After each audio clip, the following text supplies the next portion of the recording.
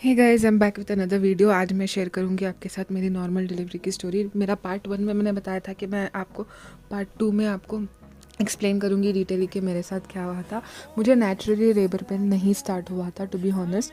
तो मेरा 40 वीक भी कंप्लीट हो गया था एंड लेबर पेन स्टार्ट ही नहीं हुआ था। तो मेरा ड्यू डेट था 10th मई।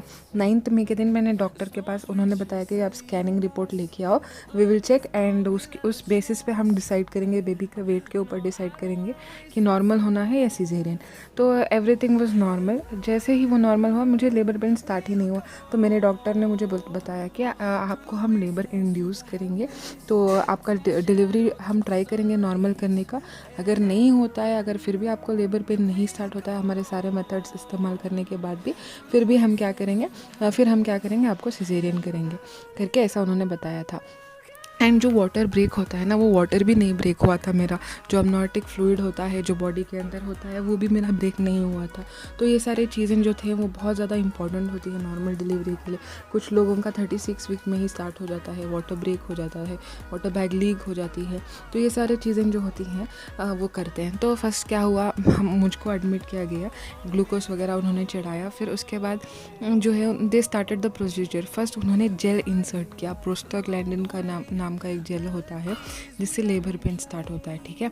तो ऐसा होता है कि बहुत सारे लेडीज़ को वो जेल लगाने के बाद भी, वो इंसर्ट करने के बाद भी पेन नहीं स्टार्ट होता है। सेम ऐसा ही मेरे साथ हुआ।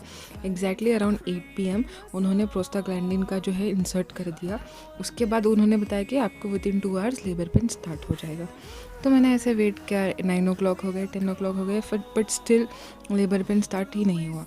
जैसे लेबर पेन ही स्टार्ट ही नहीं हुआ, फिर उन्होंने बताया, वेट करने के लिए बोला, हो जाएगा हो जाएगा। एक एक पेशेंट के लिए बहुत जल्दी स्टार्ट हो जाता है, एक एक पेशेंट के लिए लेट होता है। ओके, मैंने वेट किया, फिर भी 12 o'clock तक नहीं हुआ है। तो उन्होंने मुझे बुलाया, एग्जामिन किया, उन्होंने मेरा सर्विक्स चेक किया।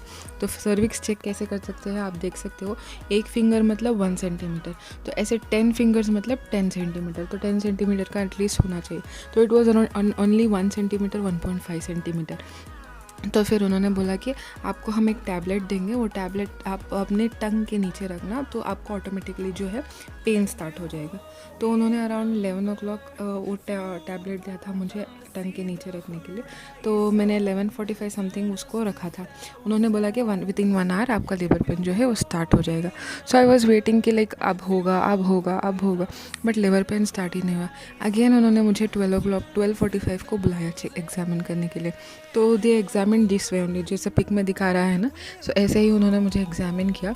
एग्जामिन करने के टाइम पे क्या हो गया, जैसे उन्होंने एग्जामिन किया, मैं जैसे ही नीचे आई अपने वार्ड में आई, वाटर जो है वो ब्रेक हो गया था। पता नहीं कैसे हुआ, क्या उनके एग्जामिन करने के टाइम पे कुछ ऐसा हो गया या फिर वो टैबलेट का असर था, कुछ नहीं पता, बट वाटर ब्रेक हो गया। तो मैंने उन्हें बताया, they said like it's normal, ज़्यादा कुछ मतलब उतना ज़्यादा भी नहीं ब्रेक हुआ था, तो थोड़ा थोड़ा मतलब फुल जा रहा था। उसके बाद उन्होंने बोला कि आप वेट करो, आपको पेन स्टार्ट होगा। फिर उसके बाद जैसे ही मेरा वाटर बैग लीक हुआ, ऑटोमेटिकली खुद ब खुद मुझे पेन स्टार्ट आ गया। वो ना टैबलेट का असर था ना कुछ असर था, ऑटोमेटिकली जो है मुझे पेन स्टार्ट हो गया।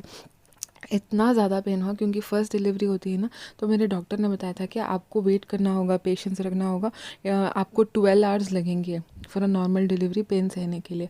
तो जैसा उन्होंने बताया, रात के 12:45 को पेन स्टार्ट हुआ था, मॉर्निंग 10:45 को मेरी डिलीवरी हुई थी। इतना ज़्यादा पेन हुआ था, बट वो पेन ऐसा होता है कि क्रैम्प्स टाइप का होता है, कंटिन्यू पेन नहीं होता है। आपको थोड़ा ब्रीदिंग मतलब ब्रीथ करने के लिए, सहने के लिए इट इज़ मतलब थोड़ा थोड़ा टाइम मिलता है आपको। जैसे पीरियड्स वाला क्रैम्प होता है ना, तो वैसे ही होता है। तो चिंता करने की कोई बात नहीं है। आपको नॉर्मल डिलीवरी के रिलेटेड कोई भी क्वेश्चंस हैं, डॉक्टर कैसे कर सकते हैं, डॉक्टर कैसे कर, आपके मेरे साथ क्या हुआ था, एवरीथिंग मैंने आपको अभी बता दिया है। अगर कोई भी क्वेश्चन है कमेंट सेक्शन में पूछना, बेबी से रिलेटेड या फिर मेरी प्रेगनेंसी के जर्नी के रिलेटेड आपको कोई भी डाउट्स है तो आप मुझे पूछ सकते हो। मेरा पर्सनल एक्सपीरियंस मैंने आपके साथ शेयर किया है। ये बहुत ज़्यादा इंपॉर्टेंट मैसेज है। अगर वीडियो अच्छा लगा तो लाइक शेयर एंड सब्सक्राइब ज़रूर करना। Thank you so much for watching.